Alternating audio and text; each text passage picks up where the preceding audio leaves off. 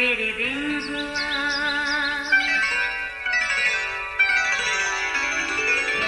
नया फिर दिन हुआ, पुरानी रात का करे सो शुक्र हम खुदा की जात का, खुदा की जात का नया फिर दिन हुआ।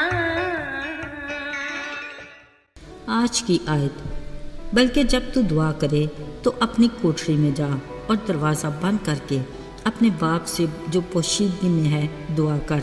इस सूरत में तेरा बाप जो पोशीदगी में देखता है तुझे बदला देगा। मत्ती 6:6 आयत। अजीज़ो, यीशु मसीह की ज़मीनी ज़िंदगी में वो सरापा मिसाली किरदार के मालिक थे। उनका तर्ज़ ज़िंदगी, गुफ्तगू, तालीम देने का अंदाज़, हर वक्त पीछा करती बड़ी भीड़ के साथ रवैया और सलूक, अपने शागिर्दों के साथ रख रखाव। उनके शागिर्दों ने अक्सर देखा होगा कि इन सारी मसरूफियात के बावजूद वो अपना वक्त अपने बाप खुदा से बात करने यानी दुआ में ज़रूर गुजारते थे। एक दिन शागिर्दों ने अपने उस्ताद से दरख्वास्त की और कहा, हमें भी दुआ मांगना सिखा। यीशु ने उन्हें कहा, जब तुम दुआ मांगो कहा करो, आए हमारे बाप तू जो आसमान पर है। गौरतलब बात यह है कि यीशु ने हमें खुदा को बाप कहने का हक दिया। बिलाशुबा ये हमारे लिए बहुत बड़ा एहसास है जिसको हमें किसी कीमत भी खोना नहीं चाहिए, बल्कि इसको बरकरार रखने के लिए हमें ईमान की मजबूती और खुदा बाप की रफ़ाकत में जुड़े रहने की ज़रूरत है। दुआ करना यानी आसमानी बाप से बातें करना इतना आसान नहीं, क्योंकि उस अजीम हस्ती से कुछ मांगने या शुक्रगुजारी के लिए उसकी इज़्ज़त और एहतराम के साथ उसकी मर्ज़ी जानना भी ज़रूरी है। अगरचे वो हमारे बोले अल्फाज को अहमियत नहीं देता, मगर बहुत कुछ और गैर मामूली बोलना उसे पसंद नहीं और ना ही कभी दिखावा उसके मन को भाया, बल्कि इस तरह के अंदाज को उसने रियाकारी कहा। असल में दुआ करने का तरीका उस दौर के मजहबी लीडरों और ठेकेदारों का था, जो बाज़ारों के मोड़ों और इबादत खानों में खड़े होकर दुआ करना पसंद करते थे ताकि सब उनकी सुने और देखें। याद रहे, यीशु ने अपनी तालीम में बार बार इस बात को दोहराया ताकि सुनने वाले याद रखें। रियाकारी खुदा को पसंद नहीं और रियाकारों की मिसाल देकर तलकीन भी की कि इनकी मानद ना बनो, क्योंकि इन जैसे लाखों मोमन और दीनदार बनते रहें, फिर भी ये खुदा की नज़र में नाकाबिल कबूल हैं, ये बेफल हैं और खुदा के पास इनके लिए कोई अजर नहीं। याद रहे, रियाकारी वो दोगलापन है जो दिल की असल हालत की तर्जुमानी नहीं करता। ऐसे में हम खुदा को धोखा नहीं दे सकते, जबकि वो तो ऐसा खुदा है जो खुद हमारे दिल को जांचता और परख लेता है। अजीज़ों, खुदा के नज़दीक हमारी दुआ की कबूलियत का क्या मियार होता है?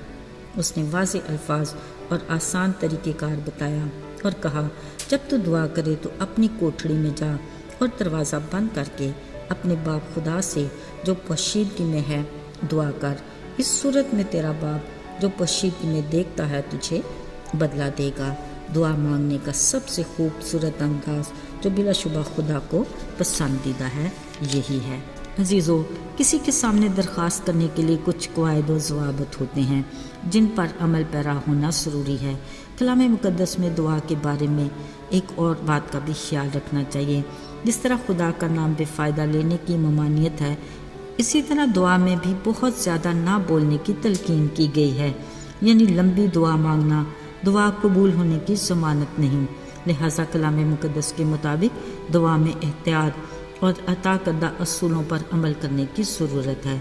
अजीज़ों, बावजूद इन सब बातों के उस शफीक मेहरबान रहीम बाप ने दुआ के बारे में नहायत खूबसूरत अल्फाज कहकर हमें तसल्ली दी कि खातिर जमा रखो, तुम्हारा बाप तुम्हारे मांगने से बहुत पहले जानता है कि तुम किन किन चीज़ों के मोहताज हो। ज़रा सोचिए, क्या कोई ऐसा माबूद है जो हमारे आसमानी बाप की तरह सुनता है, जवाब देता और तसल्ली देता है? कोई भी नहीं ना। अगरचे वो हमारी ज़रूरियात से वाकिफ़ है, फिर भी वो यही चाहता है कि हम खुद उससे मांगे ताकि हमारा बाप के साथ रिश्ता उसतवार रहे। वो हमें वक्त पर हर रोज़ की रोटी अदा करता है। वो यहोवा यरी है, मुहैया करता है। वो फ़िक्र से हमारी ज़रूरियात को पूरा करता है। पर मुबारक वही कहलाते हैं जिनका तवक्कुल उस पर है और जिनकी उम्मीद का خداوند ہے۔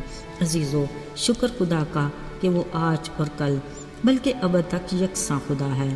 وہ ایک ایسی ماں کی طرح اپنے پروں میں اپنے لوگوں کی حفاظت کرتا ہے اور ایک شفیق باپ کی طرح مشکل میں اپنے بچوں کا سائبان ہے۔ ایسے میں ہمارا اصلی دشمن ابلیس سخت الجھن کا شکار ہو کر پھر گرجنے والے شیر ببر کی طرح دھاڑتا اور ڈھونڈتا پھرتا ہے کہ کس کو پھاڑ کھائے۔ ان خطروں سے محفوظ رہنے کے لیے ہمیں ہر وقت باپ کی قربت اور رفاقت کی ضرورت ہے۔ بلا ناغہ دعا کے ذریعے خالق خدا سے جڑے رہیں، کلام کی روشنی میں احتیاط کے ساتھ اپنے راستوں کا چناؤ کریں تاکہ ابدیت کے لیے ہم تسلی میں رہیں۔ آئیے دعا کریں۔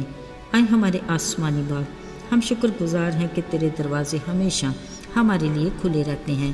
تو زندہ خدا ہے جو ہماری سنتا اور جواب دیتا ہے، کیونکہ تو با اختیار ہے۔ ہمارے ایمان کو مضبوط کر تاکہ ہم تیرے نام کی قدرت سے ہمیشہ فتح مند رہیں۔ یسوع کے جلالی اور مبارک نام میں مانگتے ہیں، آمین۔